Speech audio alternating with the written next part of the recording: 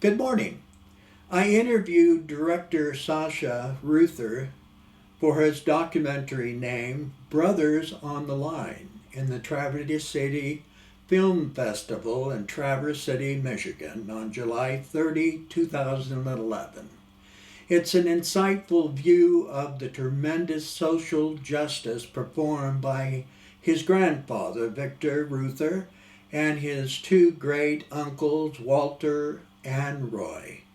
Together, they helped to form middle class within America, fighting for worker rights and personal dignity for others.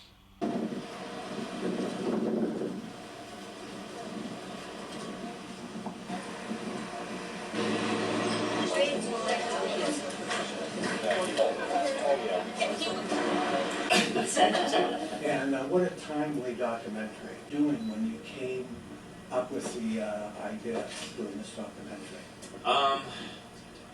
Okay. I probably was in film school. I had to be in film school to get the idea of actually doing the story. Now, in film school, I was excited about telling the Reuther story, but it wasn't necessarily a documentary. I started to write a script, actually, and I thought, there's so much drama here, it's a great narrative, so eventually I'm going to get actors involved in it, we're going to do a big Hollywood-style production, because there's just so much, dramatic moments and tension. And then in my senior year at NYU Film School, I started to take a documentary class, and I started to think, well, you know what, there's so much great, photos and interesting things about the brothers. Let me go up to Wayne State University, where the UAW has their collection, and just see, what could be made as far as documentary style.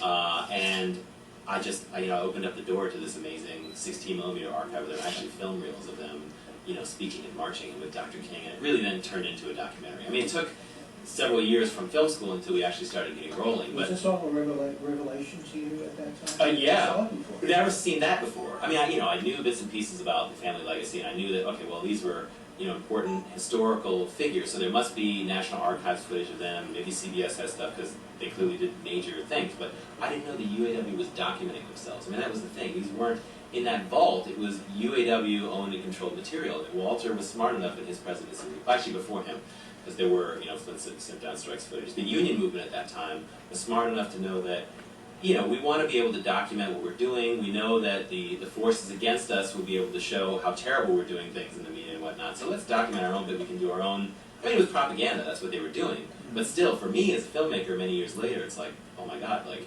what was propaganda at the time, now I can create into this amazing documentary. It can be almost all archival material for use, pretty much, aside from those interviews.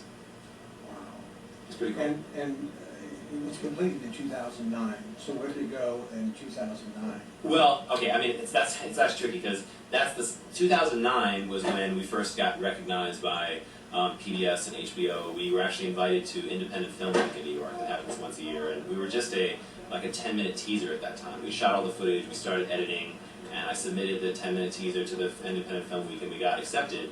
So that's when HBO and PBS, we had meetings with them, and they started tracking our progress. That was in 2009. So that number, that date, pops up on IMDb and a bunch of film sites saying that's the year of our production, but we're still not really done yet. We're still a couple months away from being done. So it'll be 2011 really will be our finishing date. What was it like living with your wonderful, wonderful father, or grandfather?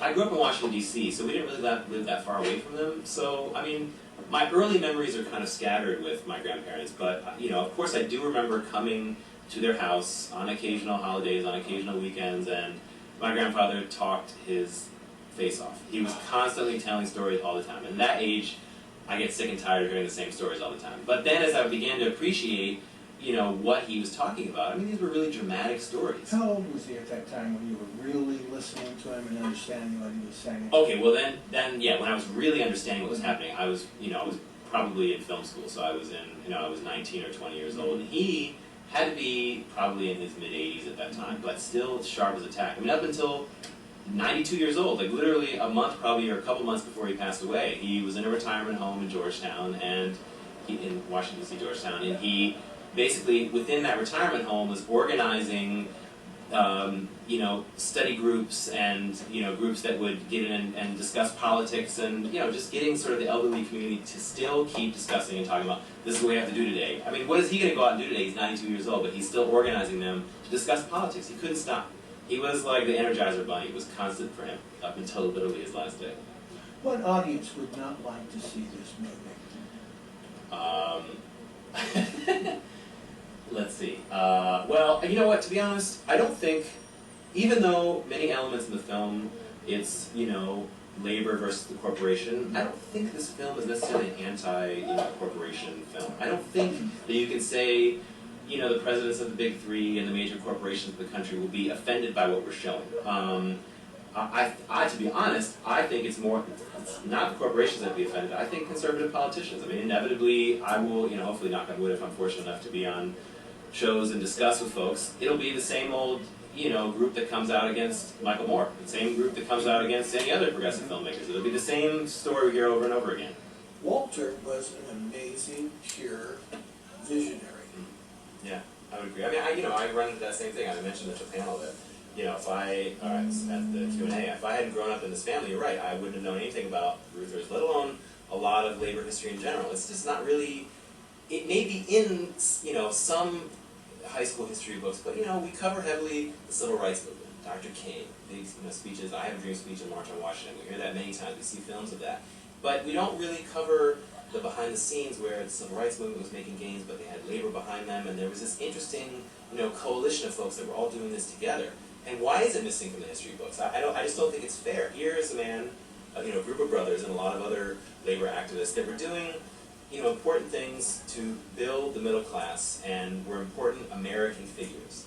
It wasn't just about liberalism, it wasn't socialism, it was, they were moving this country forward. They knew how to negotiate with the auto industry, not to crush them, because they knew these are jobs for workers. We want to make sure the industry is doing well so there'll be more jobs and they'll trickle down, and then those people, those workers will then spend money and boost the economy, and, you know, so it goes on the middle class. So why can't you have these folks in history books to talk about them? Like, it's just not fair that, it doesn't seem right that they're kind of washed out in the books. They were very important, you should know about them. What feelings did you have when you started seeing Governor Walker in Wisconsin taking the steps that they have taken also in Ohio and in Florida and elsewhere?